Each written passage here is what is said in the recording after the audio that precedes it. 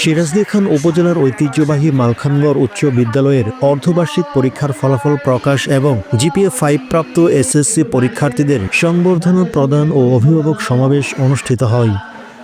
বৃহস্পতিবার 14 আগস্ট সকালে মালখানগড় উচ্চ বিদ্যালয়ে আয়োজনে এই সংবর্ধনা ও অভিভাবক সমাবেশ অনুষ্ঠিত হয়। এতে প্রধান অতিথি হিসেবে উপস্থিত ছিলেন সিরাজদি খান উপজেলা বিএনপি সভাপতি আলহাজ শেখ মোহাম্মদ আবদুল্লাহ।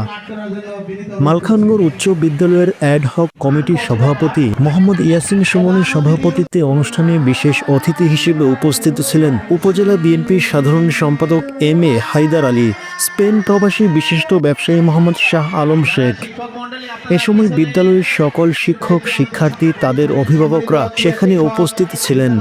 এসএসসি পরীক্ষায় জিপিএ 5 প্রাপ্ত 10 জন শিক্ষার্থীকে সংবর্ধনা দেওয়া হয়। এছাড়া অভিভাবক সমাবেশে শিক্ষার্থীদের ভবিষ্যৎ ফলাফল উন্নয়নে আরও দিক নির্দেশনামূলক পরামর্শ প্রদান করে অতিথিরা। পরে বিদ্যালয় মাঠে অগ্নি সরঞ্জাম বিতরণ ও শিক্ষার্থীদের অগ্নি নির্বাপন বিষয়ক প্রশিক্ষণ দেওয়া হয়।